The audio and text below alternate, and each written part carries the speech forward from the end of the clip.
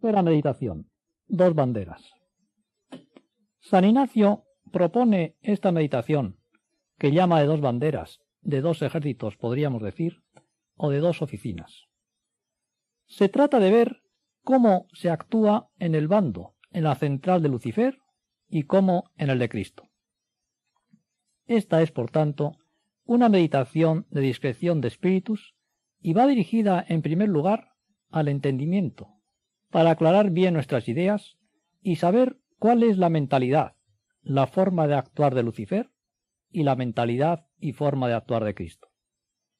Esto lo estamos viendo ya en ejercicios, sobre todo en el Evangelio, en los ejemplos de vida que nos dan Jesucristo y Santa María. Pero en esta meditación nos propone San Ignacio como una síntesis para que más fácil reconozcamos en los criterios que nos rodean, en las tendencias de nuestro espíritu, cuáles están inspiradas por Lucifer y cuáles provienen de Cristo. No creas que es esto algo superfluo y que tú no lo necesitas, que ya sabes distinguir lo bueno de lo malo. ¿Por qué es tal el confusionismo del mundo, tan insinuante sus criterios y muchas veces con apariencia de bien, que se introducen hasta en ambientes católicos, quizás en tu familia, en tu comunidad? De hecho, ¿cuántos cristianos, cuántos religiosos mantienen criterios y normas de conducta más propias del mundo, del príncipe de este mundo, que de Cristo? Puesta en la presencia de Dios y hecha la oración preparatoria, recuerda cómo Cristo llama y quiere a todos debajo de su bandera, en su ejército, en su partido, en su iglesia.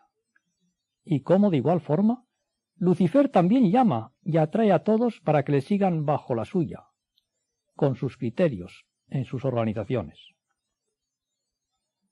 Como composición del lugar, puedes ver contrapuestos a Cristo y Lucifer, rodeados de los suyos, empeñados en esta colosal y continua batalla del bien y el mal que nos describe el Apocalipsis a lo largo de todos los días de la historia y de cada una de sus horas.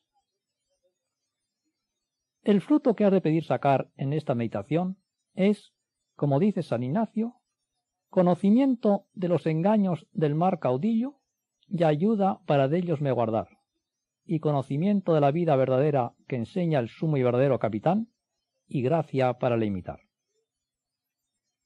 Primera parte de la meditación. El campo de Lucifer. Imagínalo como en una gran cátedra de fuego y humo, en figura horrible y espantosa, que llama a innumerables demonios y los esparce por todo el mundo, sin excluir ninguna ciudad, ni pueblo, ni persona. Y he aquí las consignas que les da. La táctica es comenzar echando redes, hilos tenues, insensibles, para terminar apresando con cadenas, pasiones y vicios arraigados, muy difíciles de romper. Sus tentaciones han de ir escalonadas, primero sobre la codicia. En las personas adultas es generalmente la primera pasión, tener más, ganar más. Muchas veces, toda la educación, todos los consejos familiares son para que uno se prepare y trabaje para ganar más, para llegar a ser rico, si es posible. Y el que se deja dominar por esta ambición, ante todo se hará egoísta. Qué poco dispuesto estará para practicar la caridad. Si no alcanza las riquezas que ansía, vivirá siempre amargado. Pero si las consigue, no se contentará solo con los bienes materiales, casa, coche, viajes. Buscará también honores, y más cuanto más tenga, sin pararse en barras. Cuántas zancadillas en la empresa, cuántas intrigas en la política, cuántos pecados y pecados graves contra la caridad social, porque se antepone y prefiere el bien privado de uno mismo, el ser más, el figurar más, antes que el bien común, el bien del país, de la patria. El que tiene puestos más importantes, puestos de mando, es tentado ya de soberbia, de creerse superior a los demás, de despreciarlos, de tratarlos sin consideración, sin amabilidad, soberbia de juzgar, de ver la paja en el ojo ajeno y no la viga en el propio, juzgar a la Iglesia, a los superiores, al Papa. soberbia y dureza de juicio que conduce necesariamente a la desobediencia, a rechazar el magisterio pontificio. De estos escalones de riquezas, de honores, de soberbia, se pasa a la desobediencia y a todos los demás vicios, sobre todo al vicio de la lujuria. Al que le sobra dinero, qué fácil es que caiga en este vicio. En los jóvenes, las tentaciones del demonio muchas veces también empiezan por ahí, porque para ser impuro no hace falta tener dinero. Pero la impureza ciega absolutamente las comunicaciones de la gracia, aunque ahora se revista con ropajes de ciencia, de arte, de educación sexual, de que hay que romper con los tabúes, dejar el infantilismo. Todo engaños del demonio, que por algo pone tanto empeño en la pornografía, porque sabe que es un principio fácil de pecado y de perdición. San Ignacio, en sus reglas de discreción de espíritus, también da las señales de cómo actúa el mal espíritu. Cuando uno va de mal en peor, entonces lo anima. Eso lo hacen todos. Tú también tienes derecho a vivir tu vida. Otros que se dicen buenos, que van a misa, que rezan mucho y hacen mucha oración, después son peores. No tienen caridad, son soberbios, son unos aprovechados. Al fin y al cabo, tú no haces daño a nadie. Por el contrario, a los que van bien o quieren corregirse, les tienta de tristeza. ¿Cómo va a ser mi vida sin esos espectáculos, sin esas amistades, con menos dinero, para que digan que voy mal vestida? ¿Y serás capaz de emprender una vida austera, triste, todos los años que te quedan hasta la muerte? Esa misma tentación la sintió San Ignacio al principio de su conversión en Manresa, y le desazonó tremendamente hasta que reaccionó diciendo: no sé si voy a vivir un día más, y me voy a preocupar por tantos años, pues aunque viviese muchos y los viviese en penitencia, no dejarán de pasarse pronto y de ser grande su mérito. Y la tentación desapareció. Pero se da además el caso que en la realidad el que renuncia al mundo y sus pompas, el que prescinde de los placeres materiales, recibe la paz prometida por Cristo, que es una felicidad mucho mayor, la felicidad de los santos.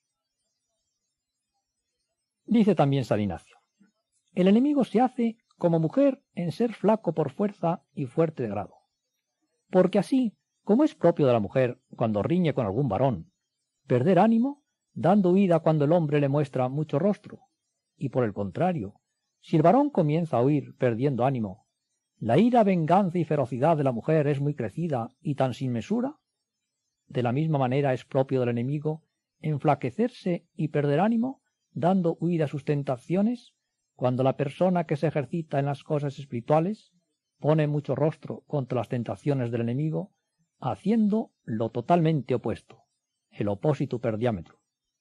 Y por el contrario, si la persona que se ejercita comienza a tener temor y perder ánimo en sufrir las tentaciones, no hay bestia tan fiera sobre la faz de la tierra como el enemigo de natura humana, en persecución de su dañada intención con tan crecida malicia. Otra táctica del demonio que pone de manifiesto San Ignacio es que quiere que sus tentaciones sean recibidas y tenidas en secreto, pues cuando se descubren a un buen confesor o a otra persona espiritual, ve que no conseguirá lo que pretende. También hemos de estar prevenidos por la parte más débil que tengamos en nuestras virtudes, pues por ahí nos atacará. Examina, por tanto, cuál es tu pasión dominante, qué es de lo que más te sueles dejar llevar, cuáles son tus pecados más frecuentes, y de eso ten especial cuidado.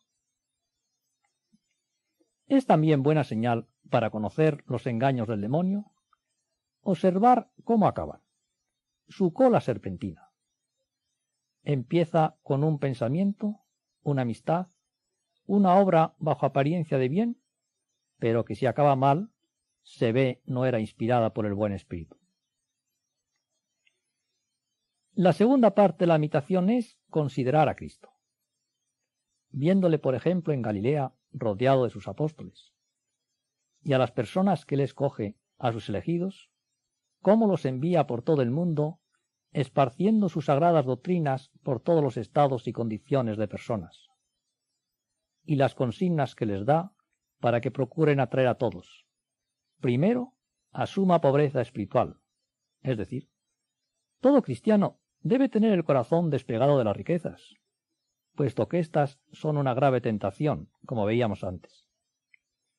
Y por otra parte, ese estar despegado de las riquezas es la raíz de donde brota la libertad de los hijos de Dios, para dar de lo suyo cuando haya que dar y lo que haya que dar, para no ambicionar desmedidamente, haciendo por deseo de riquezas lo que sea ilícito, rebajándose a adular, a transigir.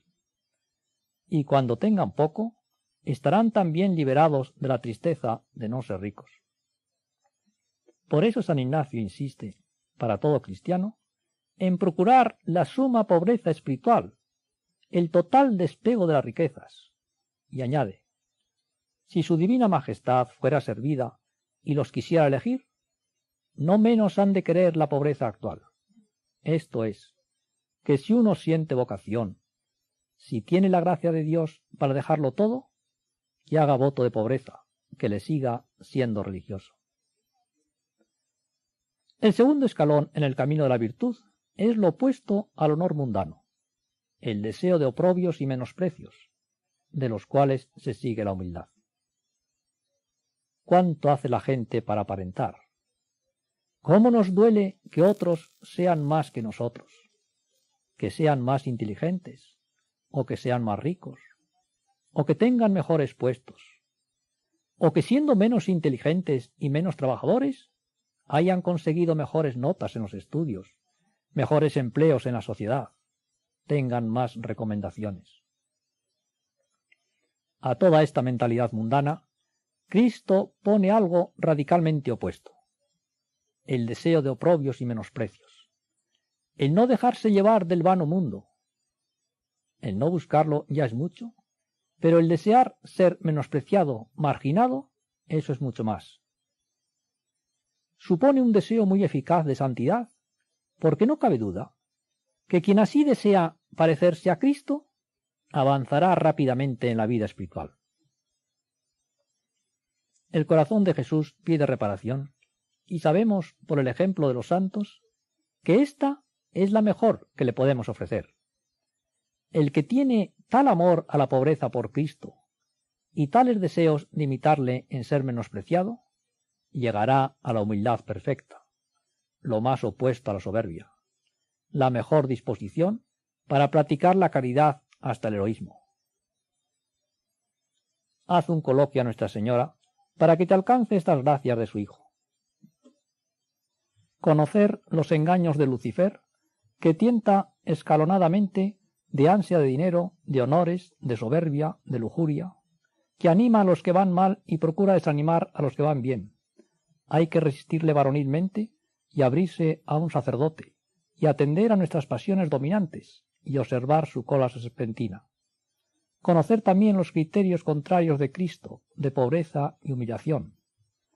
Y pídele te alcance este conocimiento del Padre, y al Padre que te lo conceda. A Nuestra Señora puedes rezar despacio la Ave María, a su Hijo el alma de Cristo, y al Padre un Padre Nuestro. Cuarta meditación: los tres binarios. Esta meditación de San Ignacio se dirige más a la voluntad. En ejercicios yo voy viendo con claridad qué es lo que Dios quiere de mí, cómo quiere que ordene mi vida. Esa es la finalidad de los ejercicios. Pero también voy viendo a qué es a lo que no estoy todavía indiferente. ¿Qué es lo que me falta en mi vida espiritual? ¿Qué es lo que tendría que hacer si me decidiese a ser santo? Ya es hora que te plantees el problema con toda sinceridad. ¿Estás entregado plenamente a Cristo o intentas servir a dos señores? ¿Qué piensas hacer? Imagínate tres binarios o parejas de hombres, o simplemente tres hombres.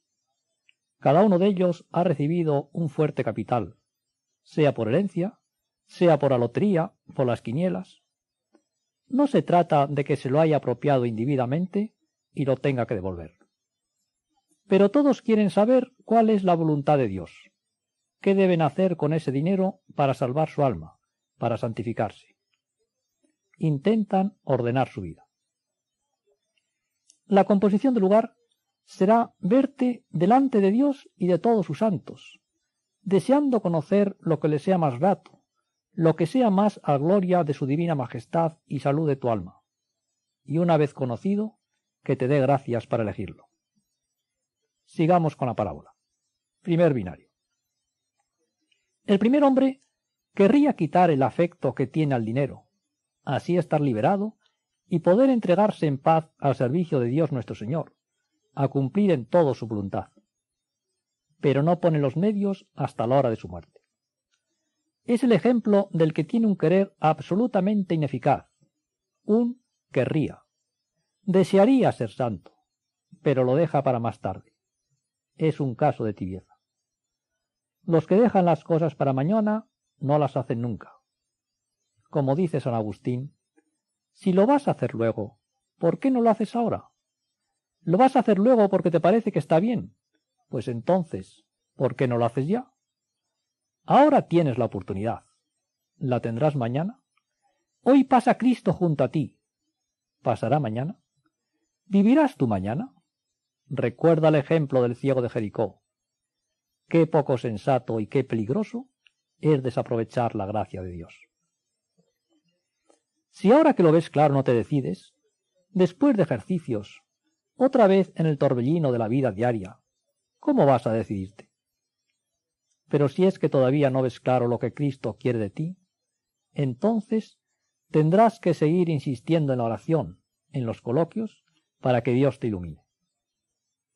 Sigamos con la parábola. Segundo binario. El segundo hombre quiere con más voluntad quitar el afecto, pero así lo quiere quitar que se quede con la cosa adquirida, de manera que allí venga Dios donde él quiere, y no se decida a dejarla para ir a Dios, aunque fuese el mejor estado para él. Este hombre también quiere santificarse, pero tampoco quiere dejar el capital, lo que le ata a la tierra. ¿En qué se diferencia del anterior? En que el anterior no ponía ningún medio para santificarse. Este sí, este va a poner medios para santificarse, pero no los medios eficaces, los que quiera Dios, sino los que le agradan a él. Quiere un imposible. Quiere servir a Dios sin dejar de servir al dinero, a sus pasiones, a sus gustos. Es como si un señor se cansa, se siente intoxicado, enfermo, cada vez aumenta más su malestar y por fin va al médico, a que le hagan un chequeo. El diagnóstico es claro. Tiene usted un principio de cáncer, un pequeño tumor. ¿Quiere usted curarse? Por supuesto. Entonces hay que operar inmediatamente. El primer hombre de la parábola, el primer binario que dice San Ignacio, reaccionaría diciendo: sí, me operaré, pero más tarde. Ese más tarde se va prolongando, aunque no se prolonga mucho, porque a los pocos meses ha muerto de cáncer. El segundo binario reaccionaría diciendo: desde luego que quiero curarme, pero operarme no. Eso es muy desagradable, es doloroso. Lo que haré es ponerme unas cataplasmas. Con cataplasmas no se cura el cáncer. Todos sus afanes, sus cuidados, sus gastos no le servirán de nada porque son inadecuados. Prácticamente su postura es igual que la del anterior. Quizás no consiga ni retrasar unos días la muerte. ¿Cómo pretendes tú ser santo? ¿A tu gusto? ¿A tu capricho? ¿Crees que puedes ser santo viendo toda clase de espectáculos, dedicando tanto tiempo a divertirte, a descansar, a pasarlo bien? Y tampoco a la oración, a visitar enfermos, pobres. ¿Crees que puedes ser santo viviendo rodeado cada vez de más lujos y comodidades, desprendiéndote de casi nada en favor de los más necesitados, de las obras de beneficencia, de las obras de apostolado de la Iglesia? ¿Crees que puedes ser santo manteniendo esas amistades, o esos rencores, ese orgullo, o tanto derroche en vestidos, en cosas superfluas? No, no basta que a Dios le des algo. A Dios o se le da todo o se renuncia a entrar en su intimidad. Como el que tiene el vicio del tabaco, del alcohol, que está minando su salud, o lo deja totalmente y entonces se cura, o si no, por muchas pastillas que tome, nunca gozará de una salud feliz. ¿Cuántos cristianos, sin duda la mayoría, y también cuántos religiosos, toman sus píldoras, sus dosis diarias o mensuales de algún rezo, alguna limosna u obra de caridad, su trabajo, y con eso contentan su conciencia? Sí, se salvarán, pero aparte de lo que tengan que padecer en el purgatorio, padecimiento y purificación mucho más fuertes que los de esta tierra, lo peor es cómo desaprovechan la vida. Este regalo de Dios maravilloso del tiempo, de tantas horas al día para alabarle, hacerle reverencia y servirle, y así aumentar cada vez más el tesoro y la corona para toda la eternidad. Tercer binario. El final de la parábola es el tercero, que quiere quitar el afecto de tal manera que no le importa tener la cosa adquirida o no tenerla, sino que quiere solamente quererla o no quererla, según lo que Dios nuestro Señor le inspire para mayor servicio y alabanza de su divina majestad. Y entre tanto, quiere hacer cuenta de que todo lo deja, determinándose a no querer aquello ni otra cosa alguna, si no es sólo por servicio de Dios nuestro Señor, de manera que únicamente el deseo de mejor servir a Dios sea lo que le mueva a tomar o dejar la cosa. Está clara la actitud de este hombre. Quiere santificarse sin condiciones, dispuesta a todo, con la indiferencia perfecta que hablábamos en el principio y fundamento. Es el enfermo que acepta operarse de cáncer al día siguiente. Solo así conseguirás lo que quieres, si lo quieres con toda decisión, si estás dispuesto a renunciar a todo, a adquirir la perla preciosa que has encontrado. En la vida militar es necesaria la decisión, no lo es menos en la vida espiritual al que quiera seguir de verdad a Cristo. Me contaron un examen en cierta academia militar. El alumno tiene que resolver un problema en la pizarra. Llega un momento en que necesita un compás. Aquí no hay compás. Entonces, ¿no puede usted resolver el problema? No, sin compás. Bien, que suba el siguiente. Se repite la escena. Baja y llaman a otro. El nuevo cadete dice, con su permiso, y toca el timbre de la mesa del tribunal. A la ordenanza que aparece le ordena, tráigame un compás. No hizo falta que resolviera el problema. El tribunal le dijo, puede usted retirarse, tiene sobresaliente. Si quieres sacar sobresaliente en la vida espiritual, tienes que decidirte. Decidirte a dejarlo todo. Quizás hasta la renuncia de los 3 votos de pobreza, castidad y obediencia, si Dios te da vocación religiosa. Extraordinario don de Dios que todos debemos de agradecer y admirar, pues es la senda más fácil para escalar la montaña de la santidad. Baste el dato estadístico que, a pesar de ser los religiosos una mínima parte del pueblo de Dios, el 3 por 1000, sin embargo, de los santos canonizados, el 90 y tantos % han sido religiosos. Dios da muchas vocaciones, pero es voluntario seguirla, y quizás de cada 10 que tienen vocación, 9 no la siguen. Qué lástima la oportunidad que pierden. ¿Y qué perjuicio les ocasionan a ellos y a toda la Iglesia, los padres, los familiares, los amigos, que se oponen a una vocación, sea religiosa, sea sacerdotal? ¿Con qué derecho pedirán a la hora de la muerte tener un sacerdote quienes se lo negaron a muchos moribundos? El problema, tanto para seguir una vocación como para reformar la vida en un sentido auténticamente cristiano, es, como decíamos, lo costoso que nos resulta. Por eso San Ignacio, al final de esta meditación, pone los mismos 3 coloquios que en la anterior. Coloquios sobre todo de petición de gracias, porque nuestro querer, nuestra voluntad, es tan débil, y sin duda también tú lo tienes bien experimentado, que nosotros no somos capaces de santificarnos por nosotros mismos, esta es una verdad que nos tenemos que repetir incesantemente. Nuestra santidad, nuestra vida cristiana, tiene que ser más obra de Dios que nuestra. No yo, sino la gracia de Dios conmigo, que dice San Pablo, 1 Corintios 15:10. Por eso el problema, en último término, es de confianza en el corazón de Jesús. ¿Por qué de confianza? Porque la confianza es la llave que abre el tesoro de su corazón, de sus gracias. Y tienes que tener tanta confianza que hasta lo que te parece imposible hacerlo tú, las mayores heroicidades que hicieron los santos, creas que lo puedes hacer con la gracia de Dios. Que la gracia de Dios lo puede hacer en ti. Coloquio filial con Nuestra Señora, la omnipotencia suplicante, para que te alcance las gracias eficaces de su Hijo y acabar con el Ave María. Coloquio con Jesucristo, para que te dé a conocer su corazón y confianza en él, y haga el tuyo semejante al suyo, y acabar con el alma de Cristo. Coloquio finalmente al Padre nuestro que está en los cielos, nuestro Creador y Señor, que nos adopta por hijos y que habita en nuestras almas, y acabar con un Padre nuestro. Y en los coloquios, tener en cuenta una nota que añade San Ignacio, nota tan importante que yo conozco a algún jesuita que debe su vocación a ella.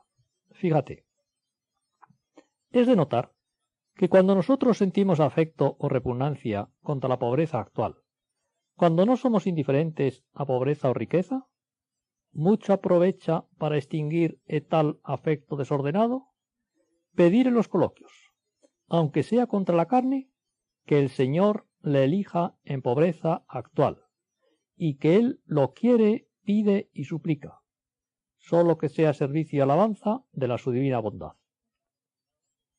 Extraordinario acto de generosidad. Ya ves que San Ignacio pone metas bien altas a los ejercitantes.